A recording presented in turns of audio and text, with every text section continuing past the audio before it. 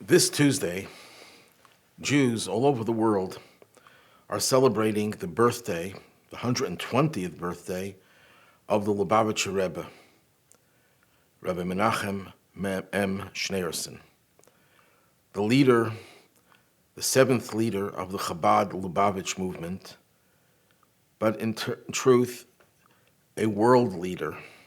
People outside of Chabad have commented that the Rebbe was the greatest leader of the 20th century. But I would humbly like to submit that the Rebbe is unique in all of the annals of Jewish history, which does not, God forbid, minimize the greatness of all the other leaders and sages. It just puts the Rebbe in a certain position because of the age in which he has lived and lives with us that makes him unique. The Rebbe's greatness can be felt on three different levels: on the breadth, depth, and length. Breadth, by that I mean the sheer reach of the Rebbe, the number of Jews and non-Jews who the Rebbe has reached and touched. The Rebbe's volume of letters, hundreds of thousands of letters that the Rebbe has sent to tens of thousands of different people all over the world, the thousands upon thousands of people that came to see him personally, and all the other mechanisms through which the Rebbe's message spread throughout the world is unprecedented. But it wasn't just spreading the Rebbe's name and spreading the Rebbe's teachings on a superficial level. The depth, the way the Rebbe impacted people, changed lives for the better, of course. And length, that it continues.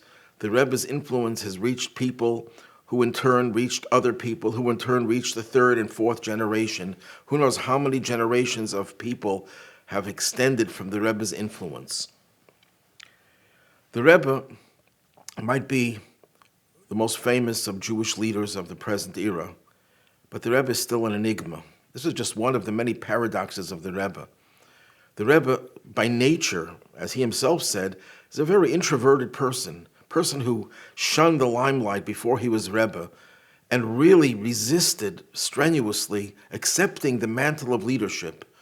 But when he realized the responsibility he had, and at the behest of his wife, the very holy Rebbetzin, Chaim Mushka Schneerson, the Rebbe finally acceded to the request of tens of thousands of followers that he should become the leader of the Chabad movement. So the Rebbe's entire existence is an enigma. And it's one of the many paradoxes that punctuate the Rebbe's life and his contribution to the Jewish people and to the world. Which is a topic for another time. I just want to focus on a few things that the Rebbe is so unique. The Rebbe was a revolutionary. The Rebbe is a revolutionary because the Rebbe lives on. And the Rebbe changed the whole approach of the Jewish community from being an insular community, a ghetto community, inside the house community, to a public expression and manifestation of Judaism. One example of that is the public Hanukkah menorahs, the thousands of them that have been erected throughout the world to let the Jewish people know that we are proud to be Jews and we celebrate the light of Torah, the light of Judaism. The Rebbe was unique in that he believed in us. And that's why so many people believed in him, because he believed in us. He saw our potential, just as he realized his own potential and always strove to go higher and deeper. He realized our potential, and he constantly expressed his optimism about the Jewish people and about the era in which we're living, and made us feel the responsibility to tap that potential and to keep on growing. The Rebbe was first and foremost a Torah teacher. The Rebbe's mastery of every aspect of Torah knowledge, I'm talking about biblical knowledge, Talmudic knowledge, halacha, practical Jewish law, musar, ethics, midrashic material, Kabbalah, mysticism, Hasidic thought, of course. Every genre within Judaism, the Rebbe was not only familiar with it, but the Rebbe had a deep understanding and sometimes a revolutionary understanding of the different aspects of Jewish knowledge. The Rebbe's brilliance is legendary. The Rebbe's memory of every aspect of Jewish knowledge, and also at the same time, the Rebbe very effortlessly was at home in so many different disciplines: mathematics, physics, literature, philosophy, psychology, medicine, and so many other disciplines, mastery of so many languages. But all of that revolved around his knowledge of Torah. The Rebbe was also the ultimate lover of Israel. He had this Ahavat Yisrael, the love of Israel. There's so many examples of the way the Rebbe went to extremes, sacrificed his whole privacy, his whole life to help another person, to help someone in need. Indeed, the Rebbe would get tens of thousands of letters a year, and the Rebbe would personally open up every envelope and responded to thousands and thousands of people with blessings, with advice, with counsel, answering their questions, philosophical questions, practical questions, Talmudic questions. The Rebbe, in his letters, covers the gamut of Jewish knowledge and displayed such sensitivity and love to everyone. I just want to read some excerpt from a person who the Rebbe helped with his love. The young man was suicidal. When he started being vocal about his feelings, telling anyone who would listen that his death was imminent, his fellow yeshiva students convinced him to inform the Rebbe of his plans. At a private audience with the Rebbe, he did just that. The Rebbe listened, and tears began to course down his cheeks. After a few minutes of just standing there and watching the Rebbe cry, the Rebbe didn't even manage to say one word. The young man ran out of the room, shaken to the core. He told his friends that he no longer planned to end his life. He wanted to live. When asked what happened in the Rebbe's room, he described the Rebbe's reaction to his words, and then he concluded, quote, "If I would have only known that there exists a person who cares about me so deeply, I would never have contemplated taking my life." This is just one of so many stories. And one other story, someone came to the Rebbe and said, "Why do people have such a high regard for you? They admire you so much." And the Rebbe's response was, "I try to be a good friend." Incredulous, the man blurted out, "A friend, that's all you do?" Unfazed, the Rebbe responded with a question of his own. "How many friends do you have?" "Oh, I have many." "Let me define a friend for you," the Rebbe said, "and then tell me how many friends you have. A friend is someone in whose presence you can think aloud without worrying about being taken advantage of. A friend is someone who suffers with you when you are in pain and rejoices in your joy. A friend is someone who looks out for you and always has your best interest in mind. In fact, a true friend is like an extension of yourself." The Rebbe then asked with a smile, "Now, how many friends like that do you have?" And that is how the Rebbe related to everyone. Just share a personal story. When we wanted to get a blessing from the Rebbe for our children, and when the Rebbe every Sunday would distribute dollars for charity to thousands of people, people would line up for 6-7 hours, and the Rebbe would stand there uninterrupted, just give people dollars for charity and blessings, standing all the time, not taking a break for anything. And my wife decided she's going to ask the Rebbe for a blessing for our children. But just before we went to see the Rebbe, we got a phone call that someone in our community's mother was not well. So we thought, you know what? We should ask the Rebbe for a blessing for this person and for ourselves, because it wasn't time to ask for more than one thing, because there were thousands of people waiting online and the Rebbe was standing there all this time.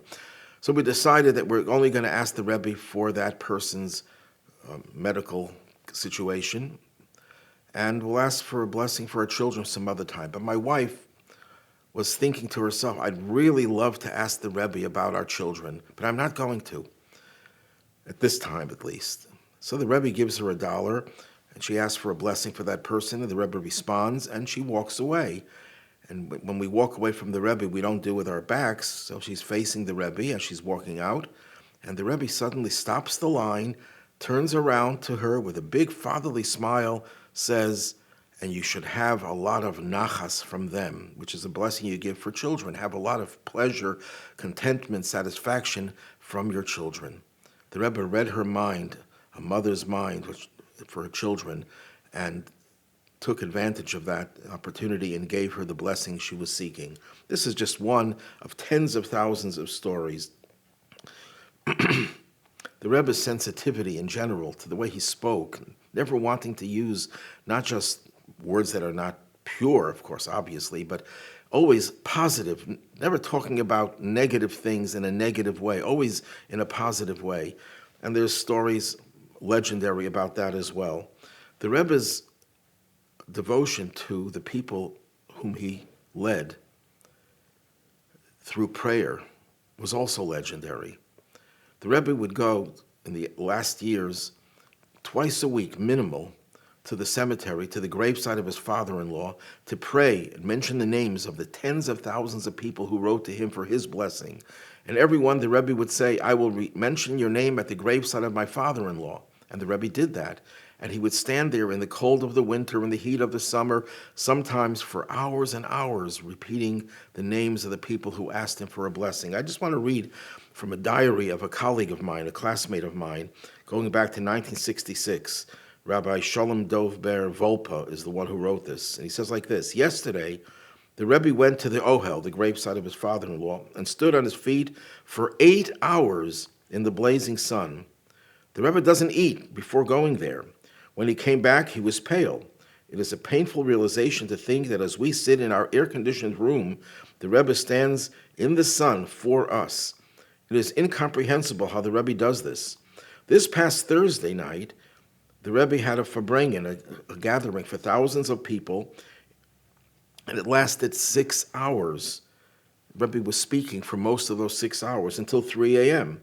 Before 4 a.m., he went home and then immediately returned to accept visitors who came to see him. That continued throughout the day until 8 p.m., 10 minutes before the onset of the Shabbos, the Shabbat. He then went home for a few minutes, returned from Mincha, it's the afternoon prayer.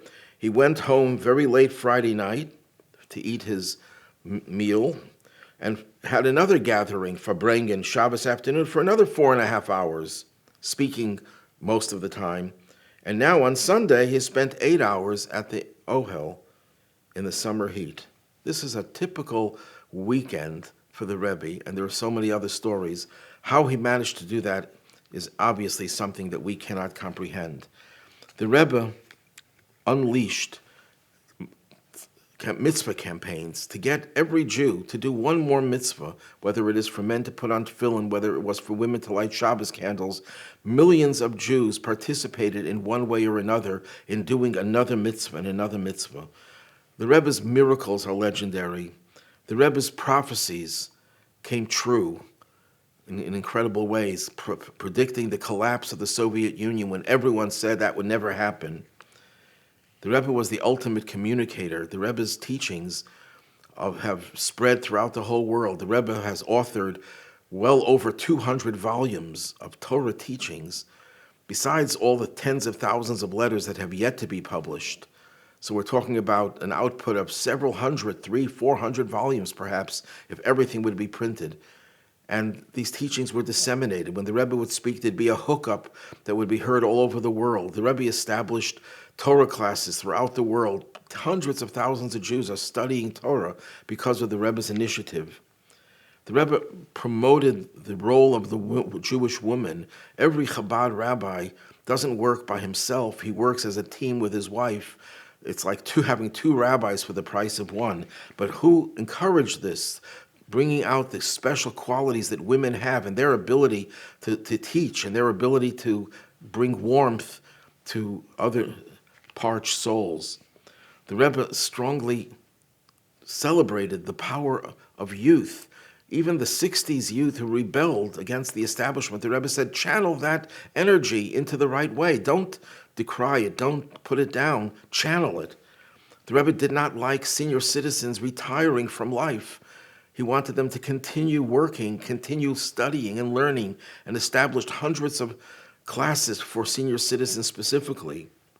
The Rebbe reached out to non-Jews as well, establishing the importance of the 7 Noahide commandments, which brings civility to the world and to let all of humanity fulfill their mission. But the greatest activity of the Rebbe that he promoted the most was doing everything in our power to bring Mashiach, to bring about the final redemption. And everything that he did, his leadership, which was unparalleled and unprecedented, revolved around the need to get us out of exile. So even as the Rebbe was the light in the exile, illuminating the world with holiness, with radiance of Torah, and the light of the mitzvot, of the commandments, the Rebbe was ushering in and preparing us for the messianic age, bringing some of that light, that infinite light, into the present, and getting us to do everything in our power, to do one more mitzvah, to bring about Mashiach, to prepare ourselves and the whole world, and welcoming and accepting Mashiach as our leader, who will usher in the final redemption, and when we'll live in a world of universal peace and goodness, because it'll be a world pervaded with the presence of the one God.